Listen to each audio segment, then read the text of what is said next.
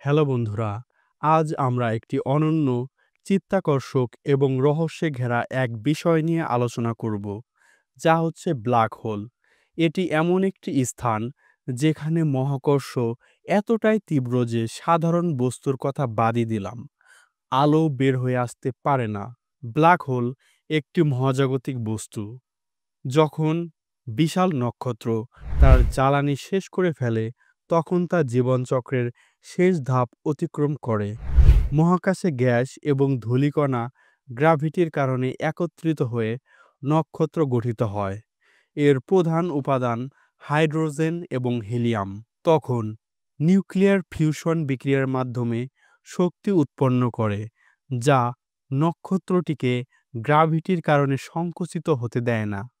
এটি জীবনচক্রের বেশিরভাগ সময় ফিউশন বিক্রিয়ার মাধ্যমে শক্তি উৎপন্ন করে গ্র্যাভিটিকে ব্যালেন্স করে। কিন্তু নক্ষত্রের জ্বালানি যখন শেষ হয়ে যায় বা কমে যায়, ফলে ফিউশন বন্ধ হয়ে যায় এবং এই ব্যালেন্স নষ্ট হয়ে যায় গ্র্যাভিটির কারণে, তখন দ্রুত সংকুচিত হয়। ফলস্বরূপ সুপারনোভা বিস্ফোরণ ঘটে। এতে করে নক্ষত্রের বাইরের লেয়ারগুলো মহাকাশে ছড়িয়ে পড়ে। সেখানে থাকে কেবল ভেতরের কোর। এই কোরের ভাগ্য নির্ধারিত হয় এর ভর দ্বারা। যদি কোরের ভর সূর্য ভরের 1.4 গুণের কম হয়, তবে তা হোয়াইট ডোয়ার্ফ এ রূপান্তরিত হয়। যদি কোরের ভর সূর্য ভরের 1.4 গুণ থেকে 3 গুণের মধ্যে হয়, তবে তা নিউট্রন স্টারে রূপান্তরিত হয়।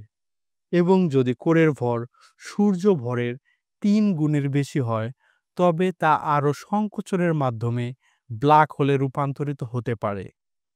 কোর সংকোচনের মাধ্যমে একটি বিন্দুতে রূপান্তরিত হতে চায়।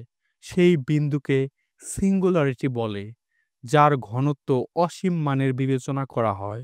আবার দুটি নিউট্রন স্টার মিলিত হয়ে একটি ব্ল্যাক হোল ফর্ম করতে পারে।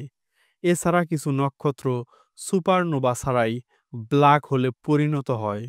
ব্ল্যাক হোলের চারপাশে একটি এলাকা থাকে, যেখানে কোনো বস্তু, এমনকি আলো প্রবেশ করলেও সেই এলাকা থেকে তা ফিরে আসতে পারে না। সেই এলাকার বাউন্ডারিকে ইভেন্ট হরাইজন বলা হয়। আমরা ইভেন্ট হরাইজনের ভেতরে কিছুই দেখতে পাই না। এই ইভেন্ট হরাইজন পৃথিবী কিংবা সূর্যের সারফেসের মতো নয়। এর ভেতরে পদার্থ কিভাবে থাকে তা আমরা এখন পর্যন্ত জানি না। আমরা মূলত ইভেন্ট হরাইজনের বাইরের গ্যাস এবং ধূলিকণা দেখতে পারি, ফলে এটি একটি রিংয়ের মতো দেখা যায়। এই ব্ল্যাক হোল আবার গ্যাস, ধূলি শোষণের মাধ্যমে আরও বড় হতে পারে। এমনকি একটি ব্ল্যাক হোল অন্য একটি ব্ল্যাক হোলের সাথে একীভূত হয়ে যেতে পারে। অনেকেই ধারণা করে থাকে ব্ল্যাক হোল ভ্যাকুয়াম ক্লিনারের মতো সকল কিছুকে নিজের দিকে টেনে নেয়, কিন্তু ধারণাটি সঠিক নয়। ব্ল্যাক হোল থেকে যথেষ্ট দূরত্ব বজায় থাকলে সকল কিছুই নিরাপদ। আমাদের থেকে সবচেয়ে কাছের ব্ল্যাক হোলের দূরত্ব মোটামুটি 1500 আলোকবর্ষ, যার নাম গায়া BH1, যা থেকে আমরা নিরাপদ। ধরুন আমাদের সূর্য একটি সমান ভরের ব্ল্যাক হোলে রূপান্তরিত হলো, তবুও সকল গ্রহ একইভাবে তার কক্ষপথে অবস্থান করবে, কারণ এটি ব্ল্যাক হোলে রূপান্তরিত হওয়ার পরেও এর ভর একই থাকায় গ্র্যাভিটির মানও সমান থাকবে। কিন্তু আলো ও তাপের অভাবে পৃথিবী খুবই শীতল হয়ে যাবে। ব্ল্যাক হোল আবার অনেক রকমের হতে পারে। ছোট ব্ল্যাক হোলগুলো আমাদের সূর্যের কয়েক গুণ ভরের হয়।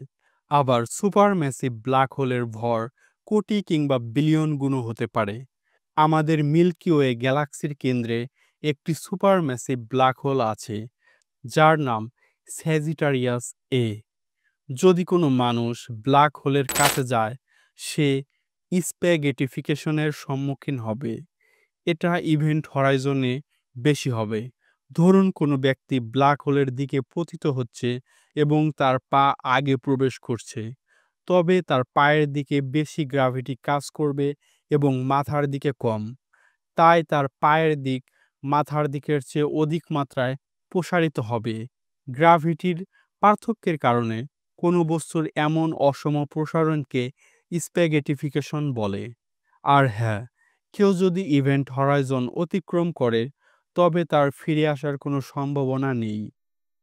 2019 সালে ইভেন্ট হরাইজন টেলিস্কোপের মাধ্যমে বিজ্ঞানীরা প্রথমবারের মতো একটি ব্ল্যাক হোলের ছবি তুলতে সক্ষম হন। যদিও 100 বছরের বেশি সময় আগেই 1915 সালে বিখ্যাত বিজ্ঞানী আইনস্টাইনের জেনারেল রিলেটিভিটি ব্ল্যাক হোলের অস্তিত্বের ভবিষ্যৎবাণী করেছিল। প্রথম দিকে এটা অনেকের কাছেই বিশ্বাসযোগ্য ছিল না, তবে সময়ের সাথে সাথে ব্ল্যাক হোলের অস্তিত্বের প্রমাণ পাওয়া যাচ্ছিল। ব্ল্যাক হোল সম্পর্কে আমাদের কিছু ভুল ধারণা আছে, যেমন ব্ল্যাক হোলের মধ্যে অন্য ডাইমেনশন অথবা ইউনিভার্সে যাওয়ার পথ আছে। এর মধ্যে মহাবিশ্বের এক স্থান থেকে অন্য স্থানে যাওয়ার শর্টকাট আছে।